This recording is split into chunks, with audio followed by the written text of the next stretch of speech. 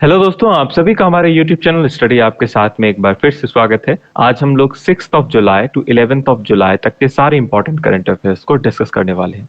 जैसा कि आप सभी को पता है, ये पूरी current affair series totally exam oriented है। यानी इस पूरी करंट अफेयर सीरीज में हम लोग सिर्फ और सिर्फ एग्जाम पर्सपेक्टिव से ही इंपॉर्टेंट करंट अफेयर्स को डिस्कस कर रहे हैं। साथ ही साथ ये पूरी करंट अफेयर सीरीज आपको various competitive exams like state PSC, MPSI, forest guard, SSC, railway police exam या अदर कोई भी कॉम्पिटिटिव एग्जाम हो जिनमें करंट अफेयर्स एक महत्वपूर्ण सब्जेक्ट हो, या ऐसे एग्जाम जिनमें करंट अफेयर्स आता हो, ऐसे सभी एग्जाम्स में ये करंट अफेयर सीरीज आपके लिए बहुत ही ज्यादा हेल्पफुल होने वाली है।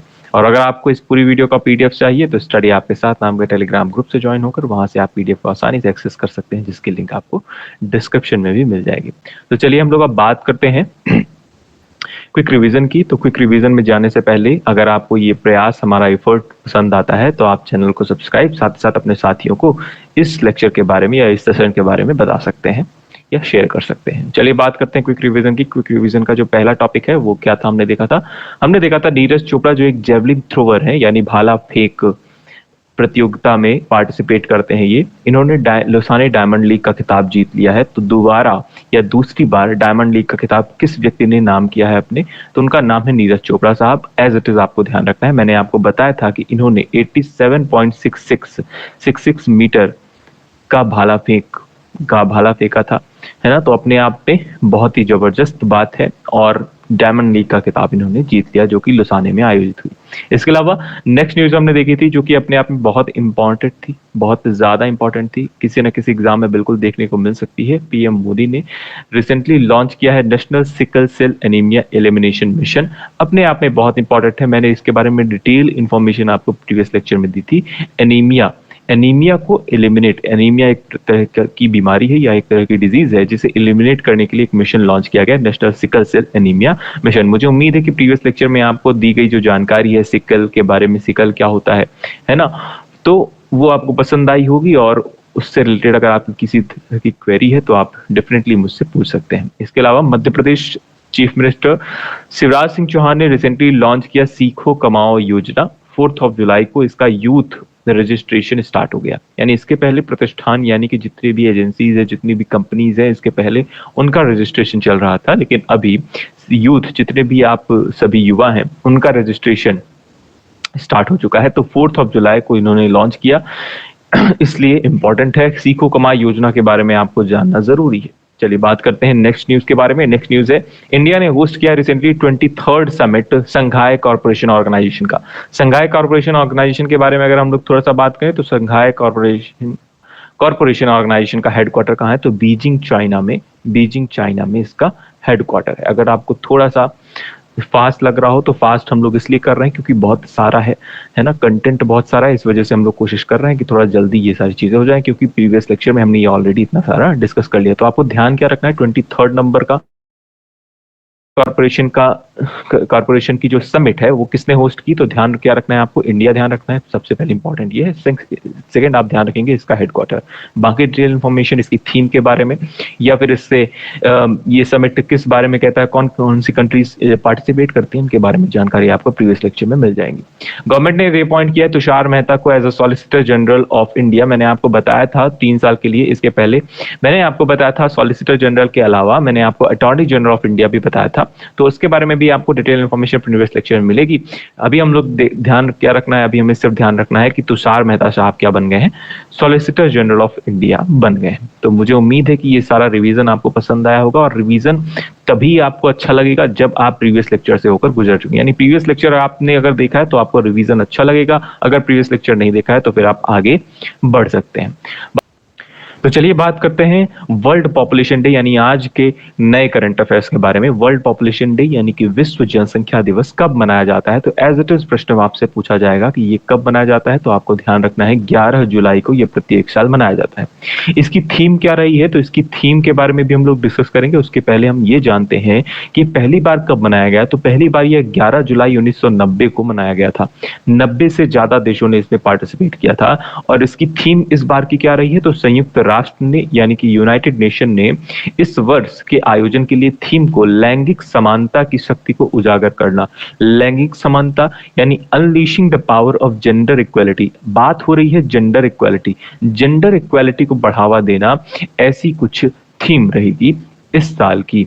इसके अलावा uplifting the voices of women and girls to unlock our world's infinite possibilities. वैसे भी आज के टाइम पर कंटिन्यूसली बात इस बार पर हो रही है कि हम समाज में जेंडर इक्वेलिटी आ जाए, साथ ही साथ महिलाओं और लड़कियों की आवाज को जो दबाया जाता है उसे बढ़ावा दिया जाए। और वैसे भी कई घरों में तो आपको पता होगा, या फिर जो स्टूडेंट सोच रहे होंगे, कुछ लोग सोच रहे होंगे, जो लड़के देख रहे होंगे उनको लगेगा अरे महिलाएं और लड़कियां कब कमजोर रही हैं, वो तो हमेशा तेजी आवाज में बोलती हैं, वो धीरे तो बोलती नहीं है ना। तो ऐसा वैसा नहीं सोचना है, सिंपल सी बात है कि आपके समाज में हो सकता है आपके घर में ऐसी परंपरा ना हो, लेकिन आज भी समाज के कई हिस्सों पर महिलाओं और लड़कियों की आवाज को दबाया जाता है, इस वजह से ये थीम रखी गई है। ठीक है, इसके अलावा इसका इतिहास क्या है, इसकी हिस्ट्री क्या है, इसके बारे में जान लेते हैं। तो संयुक्त राष्ट्र ने 1989 में विश्व जनसंख्या दिवस की स्थापना की थी। इस पहल का प्रस्ताव डॉक्टर केसी जकरिया के द्वारा उस दिन को चिन्हित करने के लिए बनाया गया था जब 11 जुलाई 1987 को वैश्विक जनसंख्या 5 अरब तक पहुंच गई थी। यानी कि वर्ल्ड पॉपुलेशन 1987 में लगभग 5 अरब पहुंच गई थी, यानी कि 5 बिलियन हो चुकी थी पॉपुलेशन उस समय पर।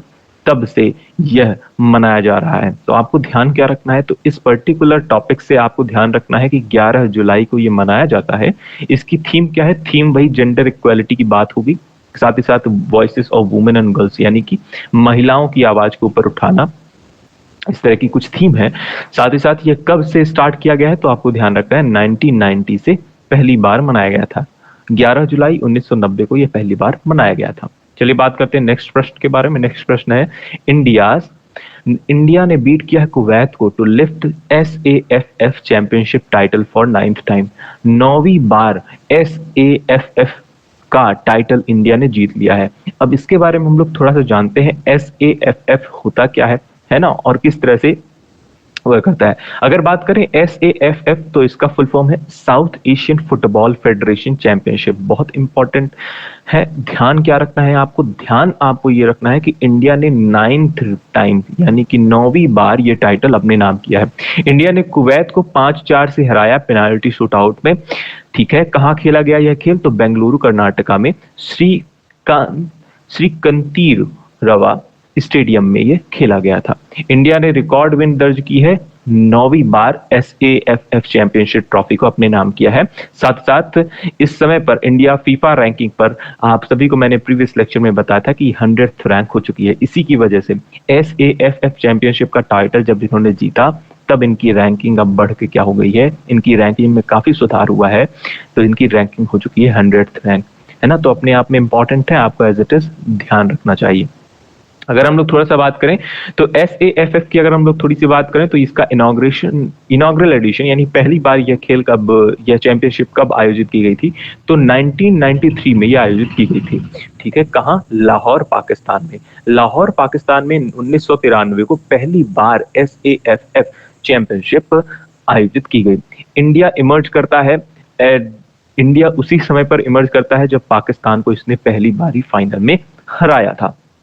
साथ ही साथ यह टूर्नामेंट प्रत्येक 2 साल में खेला जाता है, अपने आप में ये इंपॉर्टेंट है। और इसमें कौन कौन सी कंट्रीज पार्टिसिपेट करती हैं, तो बांग्लादेश, भूटान, इंडिया, मालदीव्स, नेपाल, पाकिस्तान और श्रीलंका। लेकिन इसमें इंपॉर्टेंट क्या क्या है, इंपॉर्टेंट इसमें क्या है, तो इस इंपॉर्टेंट सबसे इंपॉर्टेंट यह है कि इंडिया ने 9वीं बार यह टाइटल अपने नाम किया है। दूसरी बात आप ध्यान रखेंगे कि इसका इनॉग्रल एडिशन 1993 में खेला गया।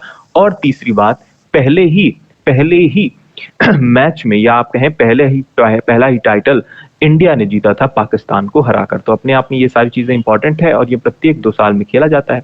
ठीक है, चलिए बात करते हैं नेक्स्ट चीज की। तो ये भी इंपॉर्टेंट न्यूज है, फेयर टीम प्ले अवार्ड किसको मिला है, तो नेपाल फुटबॉल टीम को मिला है। बेस्ट गोलकीपर अनीसुर रहमान जीको को, best goal scorer Sunil Chhetri.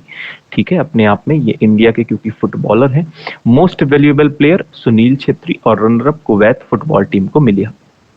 तो आपको ध्यान क्या रखना है, इन सारे फेयर प्ले अवार्ड को आप ना भी ध्यान रखें तो इतना जरूरी नहीं है, आप सिर्फ ध्यान रखें हाईएस्ट गोल स्कोरर कौन है, अपने इंडिया के हैं कौन, सुनील छेत्री साहब, जिन्होंने 6 गोल किए हैं। तो आपको ध्यान रखना है SAFF का फुल फॉर्म, इसका इसका सबसे ज्यादा नंबर ऑफ टाइम किसने जीत दर्ज की है, तो 9th टाइम जीत दर्ज की है इंडिया ने। बात करते हैं नेक्स्ट न्यूज की। नेक्स्ट न्यूज है आईईपी रिपोर्ट। आईईपी का फुल फॉर्म क्या है, तो आईईपी से आपको परेशान नहीं होना है, institute for economic and peace इसका फुल फॉर्म है। तो एज इट इज यहाँ पर लिखा हुआ है, आईईपी ने एक रिपोर्ट जारी की जिसमें कहा गया कि Afghanistan least peaceful country in the world. यह क्यों कहा जा रहा है और इसका मेन रीजन क्या है? इसका मेन रीजन है कि अफगानिस्तान की गवर्नमेंट को हटाकर वहां पर तालिबानियों का कब्जा हो गया। इस वजह से अब वहां पर जो रूल करने वाली बॉडी वो है तालिबानी, है ना। तो तालिबान रूल कर रहे हैं कहां पर, अफगानिस्तान पर। और जिसकी वजह से जो वहां की आम जनता उस टाइम पर जब रूल करने आ रही थी, उस समय पर वहां की जनता को काफी ज्यादा सफर करना पड़ा था। इसलिए उसका मेन रीजन, और साथ ही साथ वहां के लोगों की जो फ्रीडम है वो चली गई है, एक तरह से आप कहें कई सारी फ्रीडम को रोका गया है तालिबानियों के द्वारा। जैसे कि एक बहुत ही वायरल न्यूज मैं आपको बताता हूं। अभी रिसेंटली एक न्यूज देखने को मिली जहां पर ब्यूटी पार्लर्स जो कि ओपन होते हैं आम शहरों पे, वहां पर उस पर बैन लगाया है तालिबानियों ने, है ना। तो अफगानिस्तान में वो बैन हो गया है, अब कोई भी ब्यूटी पार्लर नहीं खोलेगा। ठीक है, तो ऐसा है, ऐसा कुछ रूल बनाया है। चलिए बात करते हैं इस न्यूज के बारे में। Afghanistan is the least peaceful country in the world for the fifth consecutive year according to the Global Peace Index 2023 report released by Institute for Economics and Peace. Yemen, Syria, Russia and South Sudan are followed by Afghanistan in the Global Peace Index। और India की rank क्या है, तो India की rank 126 है। तो आपको ध्यान क्या रखना है, आपको तो ध्यान रखना है 126 रैंक इंडिया की है, और लीस्ट पीसफुल कंट्री कौन सी है, अफगानिस्तान है। इसके अलावा आइसलैंड का आप नाम ध्यान रखेंगे क्योंकि मोस्ट पीसफुल कंट्री है। उसके बाद है डेनमार्क, आयरलैंड। ठीक है, तो रिसेंटली जो इंडेक्स जारी किया गया ग्लोबल पीसफुल इंडेक्स, उसमें आइसलैंड की रैंक क्या है, फर्स्ट है। तो आइसलैंड आप ध्यान रखेंगे, आइसलैंड की रैंक क्या है, फर्स्ट। इसके अलावा इंडिया की रैंक है 126, और साथ ही साथ अफगानिस्तान की रैंक क्या है, सबसे लास्ट। तो सिंपल सी न्यूज है, परेशान नहीं होना है। अब बात आ गई कि आपको कितनी सारी चीजें याद रहेंगी, कितने सारे इंडेक्स हो गए हैं, बहुत सारे इंडेक्स हो गए हैं। तो उन सारे इंडेक्स को रिवाइज करने का एकमात्र तरीका क्या है, आप एज इट इज जैसा अभी चल रहा है वैसा पढ़ते रहें। साथ ही साथ लास्ट में जब आप अगर नोट्स बना रहे होंगे तो बहुत ही अच्छी बात है, अगर आप नोट्स बनाएंगे तो आपको एज इट इज एक जगह पर आपको देखने को मिल जाएगा। तो जितने भी इंडेक्स होंगे करवाते जा रहे हैं उनको सबको, यानी अभी 2023 में अगर आप कोई एग्जाम देने वाले हैं तो उसके लिए आपको जनवरी से लेकर अभी तक जितने भी इंडेक्स जारी किए गए, साथ साथ पिछला इंडेक्स भी हमने कवर किया है 2022 का भी, उसे भी आप एक सिंपल पेज पे नोट डाउन कर ले। तो मुझे उम्मीद है कि वहां से आपको सारी चीजें याद रहेंगी। उसी को बस आप देखते रहिए, 2-3 बार देखेंगे तो आपको चीजें ऑलरेडी, क्योंकि ऑप्शंस आते हैं, आपको आसानी से एलिमिनेट आप कर पाओगे। ठीक है, तो मुझे उम्मीद है कि ये सारी इन्फॉर्मेशन आपको पसंद आई होंगी। यहाँ पे हमने कुछ और इंडेक्स डाल दिए हैं जो कि हमने प्रीवियसली ऑलरेडी कर लिए हैं। ग्लोबल कॉम्पिटिटिवनेस इंडेक्स में इंडिया की रैंक 40th रही थी, जिसमें डेनमार्क ने टॉप किया था। कॉम्पिटिटिवनेस आप कैसे याद रखेंगे, आप याद रखेंगे कि जो कंपटीशन है कंपटीशन में इंडिया की रैंक कौन सी आती है, कंपटीशन में इंडिया ने 40th रैंक लाई है ना, 40वीं रैंक लाई है, और जिसमें डेनमार्क ने टॉप किया है। ये मान लेते हैं इंडिया कोई बच्चा है, इंडिया ने 40th रैंक लाई है और डेनमार्क ने टॉप किया है। अगर बात करें लाइबिलिटी इंडेक्स और ग्लोबल जेंडर गैप इंडेक्स, तो आपको ध्यान क्या रखना है, आप इसे एलिमिनेट भी कर सकते हैं, ये इतना ज्यादा इंपॉर्टेंट नहीं है। ठीक है, ग्लोबल जेंडर गैप इंडेक्स की बात करें तो इंडिया की रैंक क्या रही है, 127, आपको ध्यान रखना है, जिसमें आइसलैंड टॉप करता है। तो दो चीजें हैं, आप देखिए दो चीजें आपको यहीं तैयार हो जाती हैं। कैसे, अगर हम लोग बात करें जेंडर गैप इंडेक्स की, जिसमें इंडिया की रैंक क्या है, इंडिया की रैंक है 127, जबकि अभी हमने किया ग्लोबल पीस इंडेक्स, तो एक हमने किया पीस इंडेक्स जिसमें इंडिया की रैंक क्या रही है, 126। तो 126 पीस में है और जेंडर गैप में 127 है। एज इट इज दोनों में टॉप कंट्रीज कौन सी है, तो आइसलैंड। ये दोनों बातें कॉमन है। ठीक है, तो मुझे उम्मीद है कि आपको ये सारी बातें समझ में आ रही होंगी। चलिए बात करते हैं नेक्स्ट न्यूज की। नेक्स्ट न्यूज है हमारी 7th bilateral Japan India maritime exercise conduct हुई कहाँ, विशाखापट्टनम में। अपने आप में इंपॉर्टेंट क्या है, प्रश्न क्या पूछा जाएगा, आपसे प्रश्न पूछा जाएगा जाइमेक्स is a maritime exercise between which of the following countries, तो आपको बताना है जाइमेक्स। जे से हो गया आपका जापान, आपको ध्यान रखना है जापान, और आई से आपका क्या हो गया, तो आई से हो गया आपका इंडिया, प्यारा भारत। तो जापान और इंडिया के बीच की जो मैरीटाइम एक्सरसाइज है उसका नाम क्या है, जाइमेक्स। इसका कौन सा एडिशन अभी रिसेंटली हुआ, तो ध्यान रखना है 7th एडिशन हुआ। कहां हुआ, विशाखापट्टनम में। विशाखापट्टनम आपको ना भी याद रहे एक बार चल जाएगा, लेकिन आपको ध्यान क्या रखना है, एटलीस्ट जाइमेक्स किन दो देशों के बीच की मैरीटाइम एक्सरसाइज है। तो मुझे उम्मीद है कि आपको ये सारी बातें समझ में आई होंगी। पढ़ लेते हैं थोड़ा सा। भारतीय नौसेना 5 से 10 जुलाई तक विशाखापट्टनम में द्विपक्षीय जापान भारत समुद्री अभ्यास जाइमेक्स के 7वें संस्करण की मेजबानी कर रहा है। यह संस्करण 2012 में अपनी स्थापना के बाद से जाइमेक्स की 11वीं वर्षगांठ का प्रतीक है। इसके अलावा भारतीय नौसेना ने आईएनएस दिल्ली, भारत का पहला स्वदेश निर्मित गाइडेड मिसाइल विध्वंसक आईएनएस कमोर्टा, जो कि स्वदेशी रूप से डिजाइन किया गया है और निर्मित किया गया है वॉरफेयर कार्वेट के लिए, बेड़े के टैंकर आईएनएस शक्ति आदि ने पार्टिसिपेट किया। तो ये सारी बातें आप स्किप भी कर सकते हैं, आपको सिर्फ इतना इंपॉर्टेंट आपको ध्यान रखना है कि कौन सा एडिशन है। तो जाइमेक्स का 7th एडिशन रिसेंटली हुआ है 2023 में। 2023 में किन दो देशों के बीच की ये मैरीटाइम एक्सरसाइज है, तो जापान और इंडिया के बीच की। तो मुझे उम्मीद है कि ये सारी बातें आपको समझ में आई होंगी। चलिए बात करते हैं नेक्स्ट न्यूज के बारे में। नेक्स्ट न्यूज है हमारी, हरियाणा ने recently 6th youth women's national boxing championship का खिताब जीत लिया है। ये इंपॉर्टेंट मध्य प्रदेश के पर्सपेक्टिव से भी है, क्योंकि इसका वेन्यू क्या रहा है, भोपाल मध्य प्रदेश। यानी कि जो 6वीं नंबर की युवा महिला राष्ट्रीय मुक्केबाजी चैंपियनशिप कहां आयोजित की गई, अपने आप में इंपॉर्टेंट है, वो कहां है, भोपाल मध्य प्रदेश में आयोजित की गई।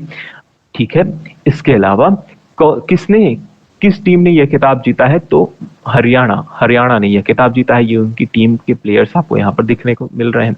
हरियाणा ने 5 स्वर्ण, 4 रजत और 4 कांस्य सहित कुल 13 पदक जीते हैं। उत्तराखंड और दिल्ली ने दूसरा और तीसरा स्थान हासिल किया है। हरियाणा की प्रिया 57 वर्ग में उनके अभूतपूर्व प्रदर्शन के कारण सर्वश्रेष्ठ मुक्केबाज उन्हें चुना गया, जबकि मध्य प्रदेश की अंजलि सिंह ने सबसे आशाजनक मुक्केबाज का पुरस्कार जीता। यानी कि मध्य प्रदेश की तरफ से जो मोस्ट प्रॉमिसिंग बॉक्सर रही हैं उनका नाम क्या है, अंजलि सिंह। तो अंजलि सिंह ये एक बॉक्सर है जिनका नाम भी अंजलि सिंह है, जिनके दोस्त हैं अंजलि सिंह, कोई लिस्ट आता है तो आप वो कैसे ध्यान रखेंगे कि उनकी प्रिय मित्र है ना, वो क्या है, मध्य प्रदेश की एक बॉक्सर है। तो आपको ध्यान रखना है यह एक बॉक्सर है। ठीक है, साथ ही साथ यह कहां आयोजित किया गया, वुमेन्स नेशनल बॉक्सिंग चैंपियनशिप कहां आयोजित हुई, तो भोपाल मध्य प्रदेश में आयोजित हुई। ठीक है, किस टीम ने जीता है, तो हरियाणा की टीम ने जीता है। बस इतनी ही बातें आप ध्यान रखेंगे। चलिए बात करते हैं नेक्स्ट न्यूज के बारे में। Which state UT is associated with Ekamra project. Ekamra project किस राज्य से संबंधित है, तो ये उड़ीसा राज्य से संबंधित है। तो मुझे उम्मीद है कि आपको ये वाली बात समझ में आई होगी। अब बात करते हैं ये है क्या, एकम्रा है क्या। अगर बात करें एकम्रा की, तो एकम्रा यह भुवनेश्वर का प्राचीन नाम है ना, भुवनेश्वर का प्राचीन नाम है। ओडिशा के मुख्यमंत्री ने रिसेंटली 11वीं शताब्दी के लिंगराज मंदिर के आसपास के क्षेत्रों का पुनर्विकास की आधारशिला रखी। मतलब हुआ क्या, हुआ यह कि ओडिशा के जो सीएम साहब है उन्होंने लिंगराज टेम्पल, ये आपको जो इमेज पे दिख रहा है ये लिंगराज टेम्पल है, और उसके आसपास के क्षेत्रों का पुनर्विकास किया है। पुनर्विकास यानी कि उसका रीडेवलपमेंट किया गया है, जो पुरानी चीजें थी उन्हें तोड़कर फिर से नई बिल्डिंग्स बनाई जा रही हैं। ठीक है, अगर बात करें एकम्रा क्षेत्र की, तो यह क्या है, यह भुवनेश्वर का यह प्राचीन नाम है। ठीक है, एकम्रा क्या है, एक क्षेत्र है, क्या है, एक एरिया है। इसके आसपास का जो एरिया है ना, इसे एकम्रा कहा जाता है।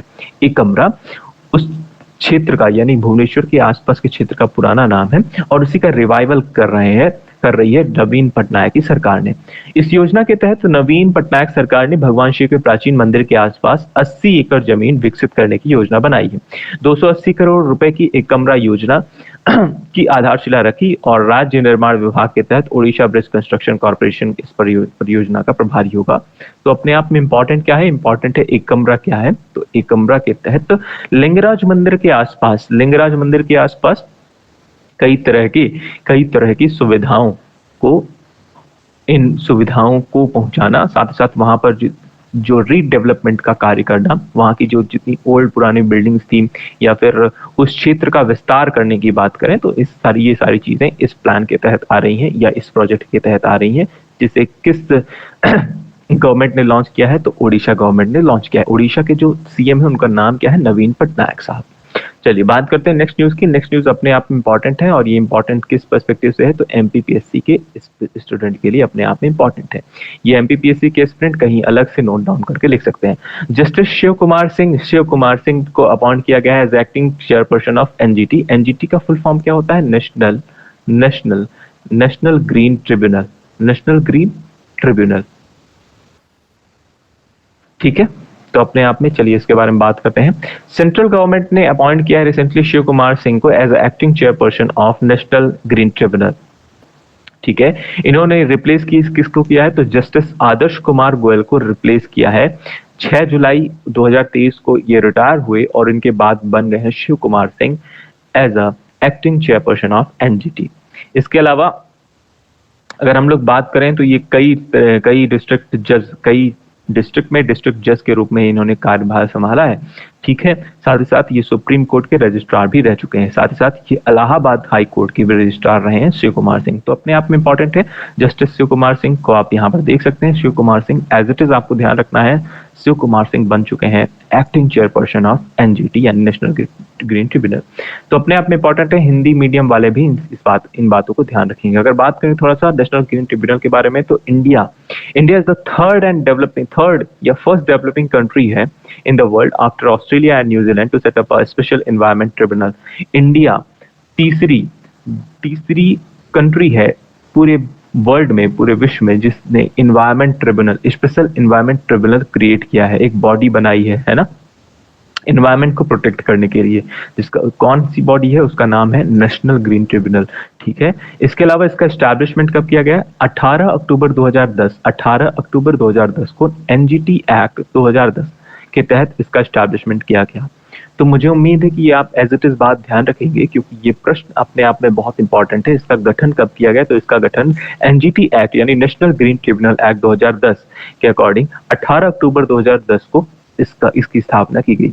इसके अलावा इसका ऑब्जेक्टिव क्या है? इसका ऑब्जेक्टिव है to speed up disposal of environmental issues. जहां जहां एनवायरमेंटल इशूज होते हैं, उन इशूज को जल्दी से या तुरंत निपटारा करने के लिए, उनका तुरंत रखरखाव करने के लिए यह बॉडी काम करती है ना। जितने भी इन्वायरमेंटल इश्यूज होंगे, है ना, वो सारी चीजों को कंट्रोल कौन करता है? National green tribunal. अगर बात करें इसके हेडक्वार्टर की, तो इसका हेडक्वार्टर नई दिल्ली में है और इसके 4 रीजनल ऑफिस है, जिसमें से एक मध्य प्रदेश में भी है। तो मध्य प्रदेश में एक रीजनल ऑफिस मौजूद है, कहाँ? भोपाल में। नेक्स्ट है पुणे, कोलकाता और चेन्नई में। तो अपने आप में ये इंपॉर्टेंट है कि एनजीटी का, आपसे प्रश्न यह भी पूछा जा सकता है कि एनजीटी का रीजनल ऑफिस मध्य प्रदेश में कहाँ स्थित है? तो आपको बताना है भोपाल जिले में स्थित है, जबकि मेन हेडक्वार्टर कहाँ है? तो नई दिल्ली में स्थित है। चलिए बात करते हैं इसकी, ये किस तरह के इश्यूज का सेटलमेंट करता है? तो ये इश्यूज करता है, एनवायरमेंटल इश्यूज का सेटलमेंट करता है विद इन 6 मंथ। तो 6 महीने के अंतर्गत यह एनवायरमेंटल इश्यूज का सेटलमेंट करता है। मतलब क्या है? एनवायरमेंटल इश्यूज कैसे क्रिएट हो सकते हैं? मान लेते हैं किसी ऐसे एरियाज में जहां पर एक घनी आबादी रह रही थी, या फिर अगर बात करें जंगल है, वहां पर कोई फैक्ट्री आकर जंगलों को काटती है या पेड़ों को काटती है, और फिर वहां पर वो फैक्ट्री स्टैब्लिश करती है। तो ऐसे में कोई व्यक्ति या कोई पर्सन क्या कर सकता है? केस कर सकता है, साथ ही साथ एक लेटर जारी कर सकता है एनजीटी को, जिसके तहत इसकी सुनवाई होती है। विद इन 6 मंथ उसका निपटारा किया जाएगा, क्योंकि ये एनवायरमेंटल इश्यूज हैं, क्योंकि उस फैक्ट्री के स्टैब्लिश होने से वहां की आसपास की आबादी पर एक गलत प्रभाव पड़ता है। साथ ही साथ अगर आपने पेड़ों को काटा है, तो वो भी अपने आप में एक एनवायरमेंटल इश्यूज के अंतर्गत आएगा, ठीक है। तो मुझे उम्मीद है कि सारी बातें आपको समझ में आएंगी। यानी पर्यावरण को संरक्षित करने का काम जो है ना, और अगर कहीं भी पर्यावरण को प्रदूषित किया जा रहा है ना, पॉल्यूशन क्रिएट किया जा रहा है, तो ऐसे सारे इश्यूज को कौन सी बॉडी देखती है? तो नेशनल ग्रीन ट्रिब्यूनल देखती है। नेशनल ग्रीन ट्रिब्यूनल कब, इसकी स्थापना कब की गई? तो 2010 में एनजीटी एक्ट के तहत की गई। कब? 18 अक्टूबर को। अपने आप में इम्पॉर्टेंट है। इसके कंपोजिशन की बात करें तो इसमें एक चेयरपर्सन होता है और कुछ जुडिशियल और एक्सपर्ट मेंबर्स होते हैं। अगर बात करें इनका अपॉइंटमेंट कौन करता है, तो इनका अपॉइंटमेंट करते हैं सेंट्रल गवर्नमेंट। तो एज इट इज ये भी इंपॉर्टेंट है, in the consultation with the chief justice of India. तो चीफ जस्टिस ऑफ इंडिया यानी कि हमारे भारत के जो जो न्यायाधीश हैं, चीफ जस्टिस हैं, है ना, उनकी कंसल्टेशन पर सेंट्रल गवर्नमेंट क्या करती है, चेयरपर्सन का अपॉइंटमेंट करती है। जबकि इसका कार्यकाल क्या है, तो 3 साल या फिर 65 ईयर्स ऑफ एज। इसका जो भी नेसेसरी हो, जो भी पहले हो जाए, 3 साल और 65 ईयर ऑफ एज, ये इसका कार्यकाल है और इन्हें दोबारा रीअपॉइंट नहीं किया जाता है। तो अपने आप में ये इंपॉर्टेंट है, आप एज इट इज ध्यान रखेंगे कि अगर किसी व्यक्ति को चेयरपर्सन नियुक्त किया गया है तो उसका कार्यकाल फिक्स है, 3 साल रह सकता है या फिर 65 ईयर ऑफ एज, ये कार्यकाल रह सकता, वह उस पद पर बना रह सकता है ना। उसे फिर से रीअपॉइंट नहीं किया जा सकता, यानी फिर से चेयरपर्सन नहीं बनाया जा सकता एनजीटी का। तो एज इट इज इंपॉर्टेंट है, आपको, मुझे उम्मीद है कि ये सारी बातें समझ में आई होंगी।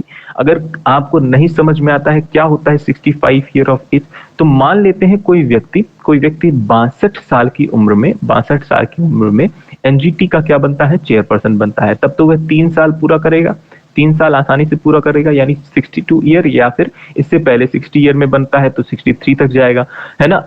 मतलब 3 साल का कार्यकाल वो पूरा करेगा। लेकिन अगर कोई व्यक्ति 64 ईयर की एज में एनजीटी का क्या बनता है, चेयरपर्सन बनता है, तो उसे 65 ईयर की एज तक ही चेयरपर्सन वह बना रह सकता है, उसके बाद उसका कार्यकाल नहीं हो सकता। यानी कि यहाँ पर आप देख रहे हो, एक ही साल तक वह कार्यकाल, वह उस पद पर बना है ना। तो आपको ध्यान क्या रखना है, 3 साल या फिर 65 ईयर का एज कंप्लीट होने तक ही आप उस पद पर बने रह सकते हैं, यानी कि चेयरपर्सन बने रह सकते हैं। तो मुझे उम्मीद है कि आपको ये वाली बातें समझ में आई होंगी। तो नेक्स्ट न्यूज है हमारी, 7th एडिशन हुआ है सैलवेक्स एक्सरसाइज, जो कि कंडक्ट की गई कोची में। सैलवेक्स है क्या, अगर बात करें 7th एडिशन, इंडियन नेवी और यूएस नेवी के बीच में एक salvage and explosive ordnance disposal exercise conduct की गई, जिसका पूरा नाम है सैलवेक्स। कहां, कोची में। इस पर्टिकुलर एक्सरसाइज में आपको ध्यान क्या रखना है, सैलवेक्स एक एक्सरसाइज है, एक युद्धाभ्यास है ना। किसके किसके बीच में, तो नेवी के बीच में। तो जो इंडियन नेवी है, जैसे कि आईएनएस निरीक्षक और यूएन की है सैल्वर, है ना। तो इन दोनों ने पार्टिसिपेट किया इस पूरी एक्सरसाइज में। अपने आप में आपको ये ध्यान रखना है। और ये किन 2 देशों के बीच में हुआ, तो इंडियन नेवी और यूएस नेवी के बीच में ये कंडक्ट किया गया।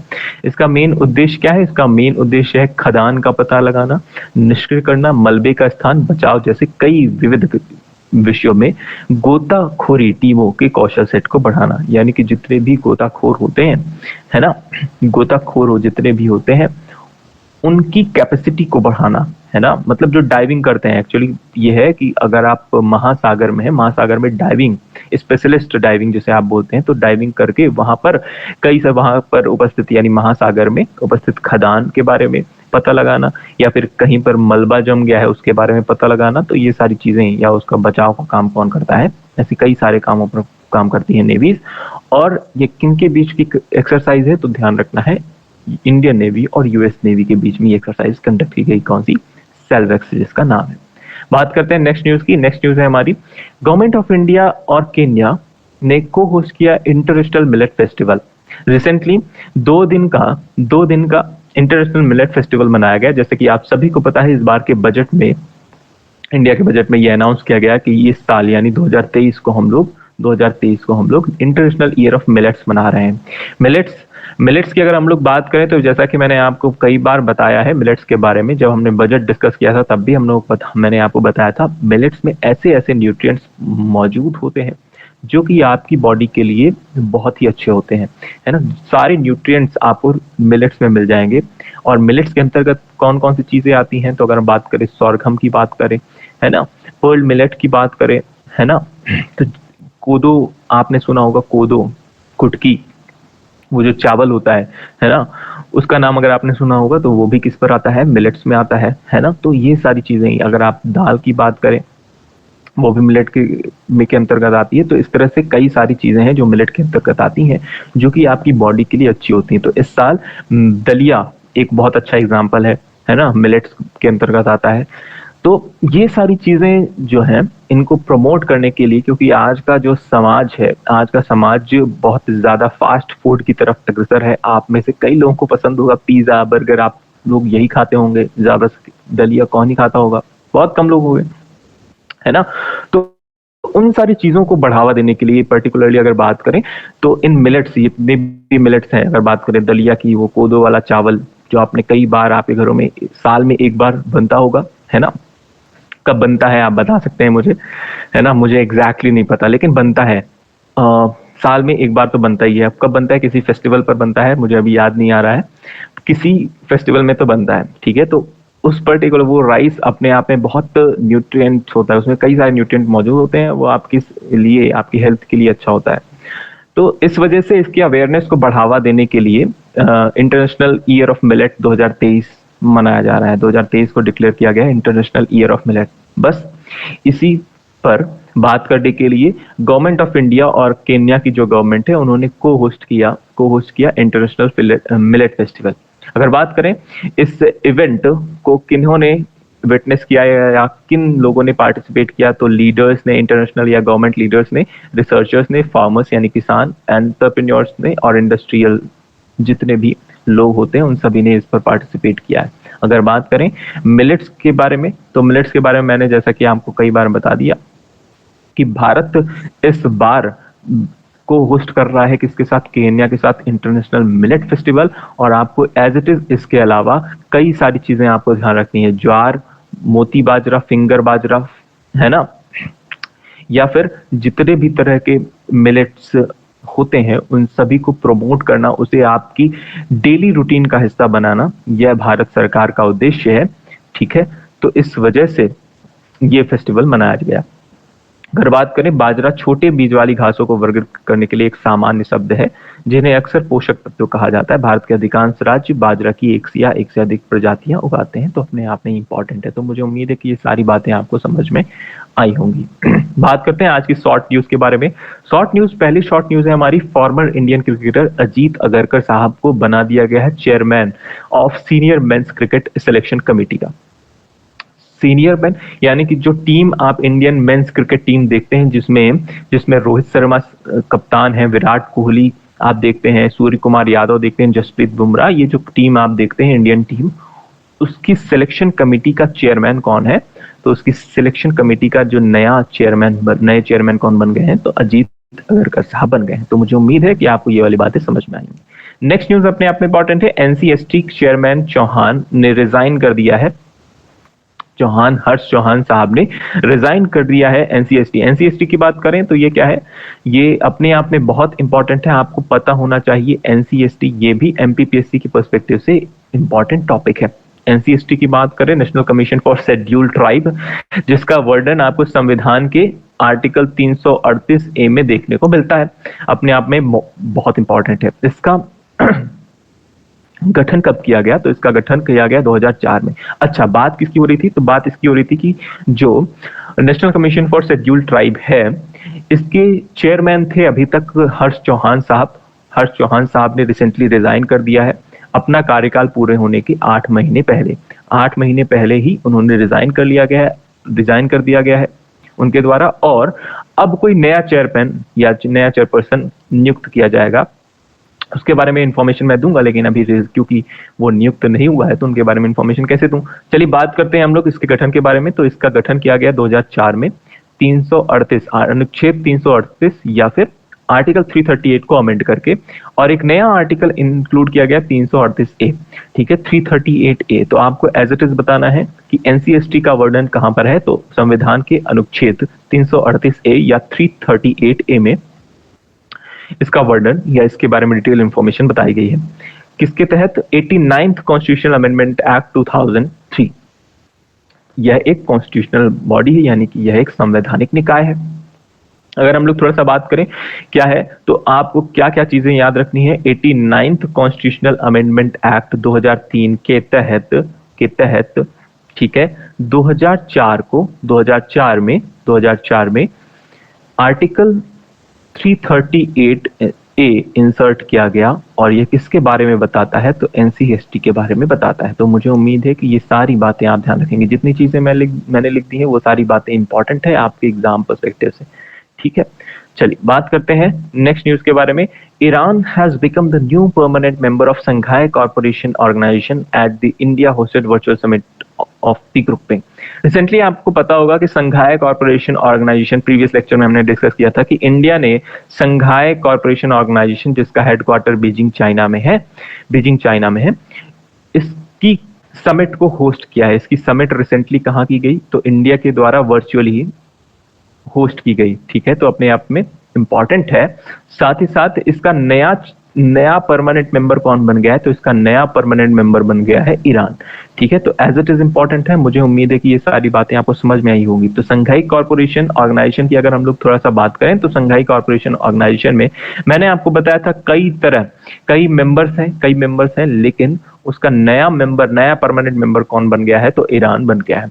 ठीक है, आपको मैंने बताया था कि ऑब्जर्वर स्टेट, अगर आपको याद हो प्रीवियस लेक्चर में, तो ऑब्जर्वर स्टेट के बारे में मैंने आपको बताया था। ऑब्जर्वर स्टेट में मैंने आपको बताया था कि ईरान, बेलारूस और मंगोलिया, ये तीन देश थे जिन्हें ऑब्जर्वर स्टेट के कैटेगरी में रखा गया था, यानी कि इन्हें बनाया जा सकता था एससीओ का परमानेंट मेंबर, है ना। लेकिन उनमें से किसका चयन हुआ, ईरान का चयन हुआ। तो ईरान को मीटिंग के बाद, इस पर्टिकुलर समिट के बाद नया परमानेंट मेंबर नियुक्त कर लिया गया। तो मुझे उम्मीद है कि ये सारी बातें आपको समझ में आई होंगी। इनमें से कोई भी टॉपिक अगर आपको नहीं समझ में आया हो तो आप मुझे कमेंट सेक्शन में, इसके अलावा हमारा जो इंस्टाग्राम प्रोफाइल है वहां पर आप मुझे मैसेज कर सकते हैं, या फिर टेलीग्राम पर भी आप मुझे बता सकते हैं कि मुझे ये टॉपिक पर्टिकुलरली डिटेल में चाहिए, या किसी भी तरह का आप सुझाव देना चाहते हैं, वो भी सारी चीजें आप मुझे बता सकते हैं। चलिए बात करते हैं आज के प्रैक्टिस क्वेश्चन की। आज का आपका फर्स्ट क्वेश्चन है, headquarter of Shanghai corporation organisation कहाँ है। आपको बताना है Belarus, New York, Beijing China, Jakarta Indonesia.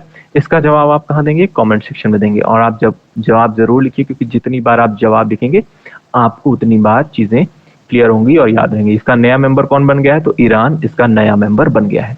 चलिए बात करते हैं नेक्स्ट क्वेश्चन के बारे में। 6th elite women's national boxing championship 2022 किस सिटी में ऑर्गेनाइज की गई, बैंगलोर, भोपाल, दिल्ली या भुवनेश्वर। जिसमें हरियाणा की टीम ने टॉप किया है, मैंने आपको रिसेंटली बताया है।